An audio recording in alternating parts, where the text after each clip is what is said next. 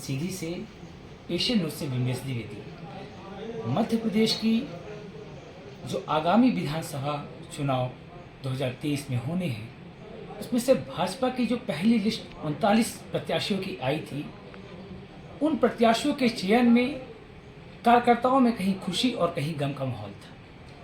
परंतु भाजपा की दूसरी लिस्ट आते ही मध्य प्रदेश में एक ऐसा राजनीतिक माहौल बना जिसमें केंद्र द्वारा सीधा कमान लेते हुए 7 सांसदों को प्रदेश की विधानसभा में उतारकर एक नया राजनीतिक समीकरण जो है साधा गया है।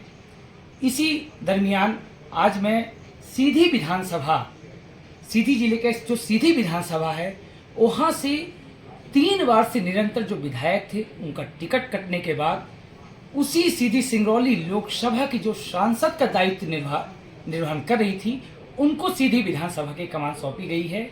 तो मैं उन्हीं से इस विधानसभा के परिप्रेक्ष्य में किस तरह से उनका टिकट कटा, आपको कैसा मौका मिला, उसी के बारे में रूबरू होने का प्रयास करता हूं। तो मैं उन्हीं से जानने का प्रयास करता हूं।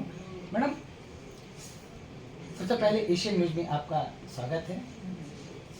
सीधी विधानसभा में आपको प्रत्याशी बनाया गया है, लेकिन 3 बार से जो निरंतर यहाँ विधायक थे, उन विधायक का टिकट कटने के बाद ऐसी वो कौन सी परिस्थिति निर्मित हुई कि आपको इस विधानसभा में भरोसा जताया गया? देखिए, परिस्थितियाँ क्या निर्मित हुई और क्यों टिकट कटा, ये तो वो जानेंगे और पार्टी जानेगी। मैं तो एक कार्यकर्ता हूँ और एक माध्यम हूँ भारतीय जनता पार्टी का, जिसने ये समझा कि सांसद होने के बावजूद भी मुझे विधानसभा में आना चाहिए।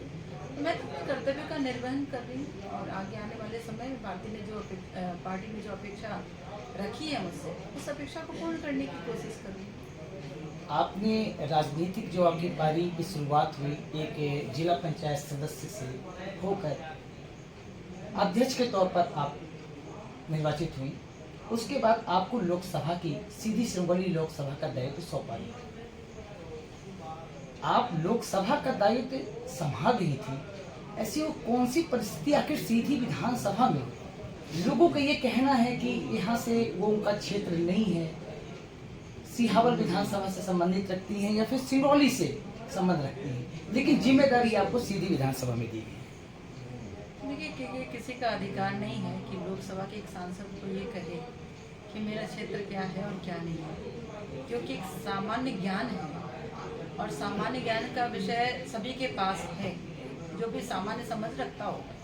तो मुझे लगता है सामान्य समझ वाले व्यक्ति को इतनी समझ तो होनी ही चाहिए। एक सांसद का जो संसदीय क्षेत्र होता है, वो जो उसके संसदीय क्षेत्र में अधिकृत विधानसभाएं हैं, वो पूर्ण रूप में उसकी होती है। तो इसलिए मैं ऐसा मानती हूँ कि मेरे संसदीय क्षेत्र का कोना कोना मेरा अपना क्षेत्र है। आप किसी भी कोने में मेरे कोई भी अपरिचित व्यक्ति नहीं है, मतदाता नहीं है, भाई बंधु नहीं है। इसलिए और बहुत सौहार्दपूर्ण तरीके से मैंने पूरे संसदीय क्षेत्र में अपनी उपस्थिति दी है, काम करने का प्रयास किया है। सिहावल विधानसभा मेरा गृहग्राम विधानसभा है, सिंगरौली जिले में मेरे जन्म हुआ और सीधी जिले में मेरी शादी हुई। तो इसलिए मैं मानती हूँ कि व्यक्तिगत रूप से भी ये पूरा क्षेत्र मेरा अपना है, राजनीतिक रूप से और मेरे कर्मभूमि के रूप में भी पूरा क्षेत्र मेरा अपना है। इसलिए किसी को मैंने अधिकार नहीं दिया कि इस क्षेत्र को कभी वो मेरे मन के भाव से अलग कर सके। आपने क्या करता सीधी विधानसभा भी निरंतर भाजपा की सीट रही, आप भी भाजपा के प्रत्याशी हैं। पहली लड़ाई आपकी जो यहाँ इस क्षेत्र में देखी गई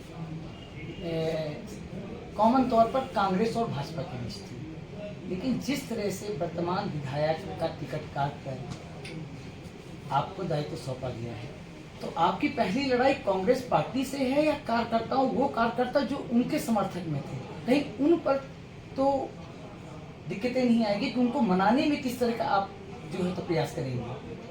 देखिए, पार्टी ने मुझे इस लायक समझा कि किसी की जिम्मेदारी को हटाकर मुझे जिम्मेदारी के लिए आगे बढ़ाया है, निश्चित रूप से पार्टी ने बहुत कुछ सोच समझकर ये निर्णय किया होगा। संघर्ष में लड़ाई जायज़ है और होती है, चाहे वो आंतरिक लड़ाई हो, चाहे वो बाह्य लड़ाई हो, हर तरह की लड़ाई, हर तरह के संघर्ष ऐसे युद्ध में होते हैं, चाहे वो राजनीतिक हो, युद्ध हो, चाहे अन्य तरह का युद्ध हो। इसलिए मैं हर युद्ध के लिए तैयार हूँ, हर संघर्ष के लिए तैयार हूँ, क्योंकि भारतीय जनता पार्टी बहुत ताकतवर है और ये ताकत जनता के द्वारा दिए गए स्नेह और आशीर्वाद की ताकत है। क्योंकि भारतीय जनता पार्टी ने जनता के लिए सदैव सोचा, अंतिम पंक्ति में छूटे हुए व्यक्ति के लिए सदैव प्राथमिकता से काम किया। आज देश की आधी आबादी को नरेंद्र मोदी जी उनका हिस्सा दे रहे हैं, संवैधानिक रूप में उनकी व्यवस्था कर रहे हैं कि देश के बड़े बड़े निर्णय में वो अपना योगदान दे सकें।